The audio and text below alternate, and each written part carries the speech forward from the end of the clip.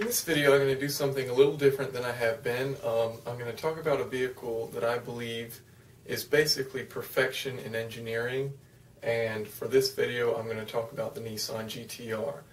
Now, for the beginning, I'm going to talk about the pre-2012 models. That's from 2008 to 2011. These had a 3.8 liter twin-turbo V6, and this was hand-built by a single person in a climate-controlled room in Japan. Now, this puts out 480 to 485 horsepower depending on the year that you get, 0 to 60 in 3.5. It has been reported lower to about a 3.2. 60 to 0 and 98 feet was the lowest I heard. That was from Inside Line, I believe. And 1G in lateral acceleration.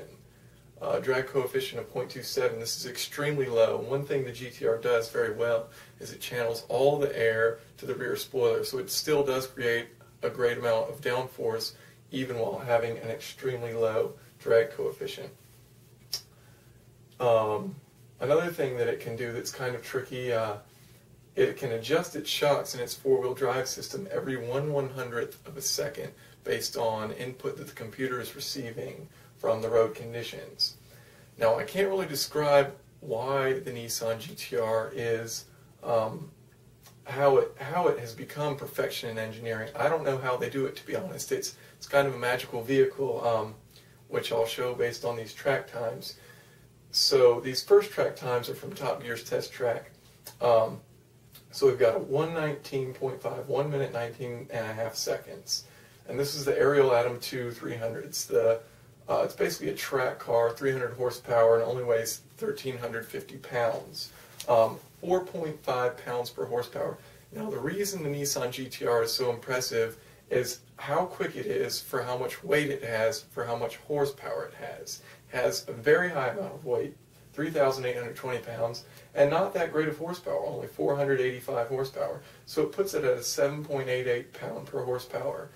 Now, it's got basically the same time. It's 0.2 seconds slower on the test track than the Ariel Atom, and it has a 73% disadvantage as far as pounds per horsepower than the Ariel Atom. This is like adding 1,000 pounds to the Nissan GT-R to make them even in a pound per horsepower race and it having the same lap time. It really doesn't make any sense. Let's keep going. So here we've got Nürburgring times. Corvette ZR1, now this is an older time, has a 726.4. These are the same year models, that's why I put them together. So it's got a 726.4, the Nissan GT-R just 0.3 of a second slower. Now let's look at the pound per horsepower. The Corvette's got 3,352 pounds and 638 horsepower. The Nissan GT-R does basically the same lap, with 470 extra pounds and a loss of 150 horsepower. So it's got a 50% pound to horsepower disadvantage, and it's like the Nissan GT-R completing the Nürburgring with the same time, except weighing 5,000 pounds, so that they have an even pound to horsepower ratio with the Corvette ZR1. It's absolutely insane. Now, the 2012 GT-R is even more impressive. It's going to weigh about the same, 3,829 pounds, but they've added a significant power boost. It's now up to 530 horsepower. Its 0 to 60 is at 2.9 seconds, and that's with a weight to horsepower of 7.22 pounds per horsepower.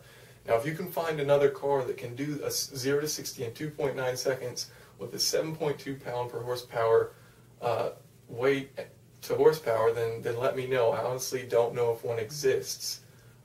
So here we've got Top Gear test track times again. 1:17.8 was posted by the 2012 GT-R, and a 1:17.8 was also posted by the Pagani Zonda Roadster F.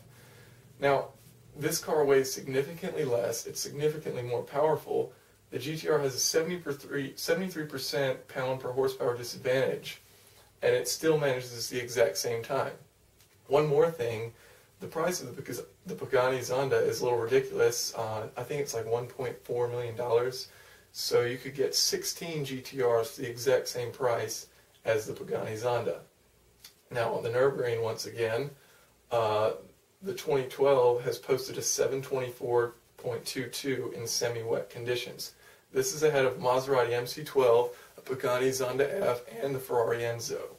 So on average, these cars weigh 944 pounds less than the GTR and have, on average, 110 more horsepower than the GTR, yet it's quicker than them.